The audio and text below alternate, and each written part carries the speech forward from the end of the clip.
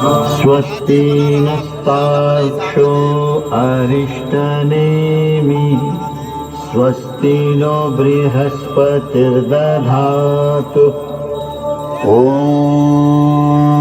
शान्ति शान्ति शान्तिः। हरि ॐ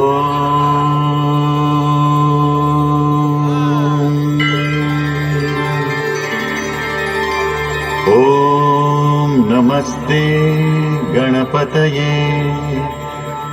त्वमेव प्रत्यक्षं तत्त्वमसि त्वमेव केवलं कर्तासि त्वमेव केवलं धर्तासि त्वमेव केवलं हर्तासि त्वमेव सर्वं खल्विदं ब्रह्मासि। त्वं साक्षादात्मासि नित्यं ऋतं वच्मि सत्यं वच्मि। अवत्वं माम् अववक्तारम् अवश्रोतारम् अवदातारम् अवधातारम् अवानुचानमवशिष्यम् अवपश्चात्तात् अवपुरस्तात् अवोत्तरात्तात् अवदक्षिणात्तात् अवचोर्ध्वात्तात् अवाधरात्तात् सर्वतो मां पाहि पाहि समन्तात्। त्वं वाङ्मयस्त्वं चिन्मयः त्वमानन्दमयस्त्वं ब्रह्ममयः त्वं सच्चिदानन्दाद्वितीयोऽसि त्वं प्रत्यक्षं ब्रह्मासि त्वं ज्ञानमयो विज्ञानमयोऽसि। सर्वं जगदिदं त्वत्तो जायते सर्वं जगदिदं त्वत्तस्तिष्ठति सर्वं जगदिदं त्वयि लयमेष्यति सर्वं जगदिदं त्वयि प्रत्येति।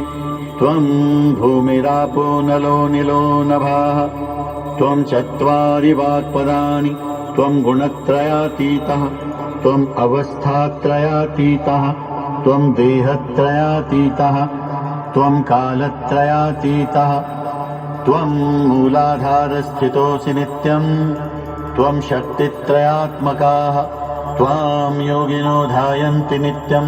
त्वं ब्रह्मा त्वं विष्णुस्त्वं रुद्रस्त्वम् इन्द्रस्त्वम् अग्निस्त्वं वायुस्त्वं सूर्यस्त्वं चन्द्रमास्त्वं ब्रह्म भूर्भुवस्वरों गणादिं पूर्वमुच्चार्य वर्णादिं तदनन्तरम् अनुस्वारः परतरः अर्धेन्दुलसितं तारेण हृद्यम् एतत्तव मनुस्वरूपं गकारः पूर्वरूपम् अकारो मध्यमरूपम् अनुस्वारश्चान्त्यरूपम् बिन्दुरुत्तररूपम् नादः सन्धानं सगुंहिता सन्धिः सैषा गणेशविद्या गणकऋषिः निच्रुद्गायत्रीछन्दः श्रीमहागणपतिर्देवता।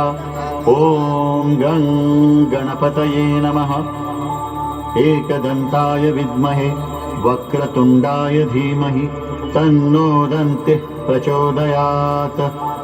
एकदन्तं चतुर्हस्तं पाशमङ्कुशधारिणं रदं च वर्दं हस्तैर्बिभ्राणं मूषकध्वजं रक्तं लम्बोदरं शूर्पकर्णकं रक्तवाससं रक्तगन्धानुलिप्ताङ्गं रक्तपुष्पैः सुपूजितं भक्तानुकम्पिनं देवं जगत्कारणमच्युतम् आविर्भूतं च सृष्ट्याद्वौ प्रकृतेः पुरुषात् परम् एवं ध्यायति यो नित्यं स योगी योगिनां वरः।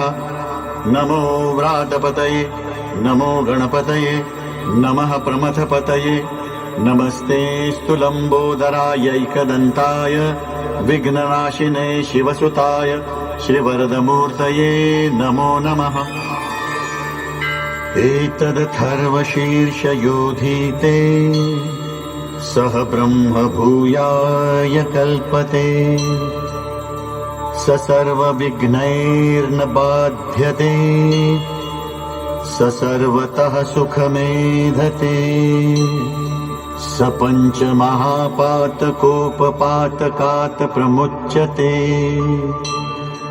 सायमधियानो दिवसकृतं पापं नाशयति प्रातरधियानो रात्रिकृतं पापं नाशयति।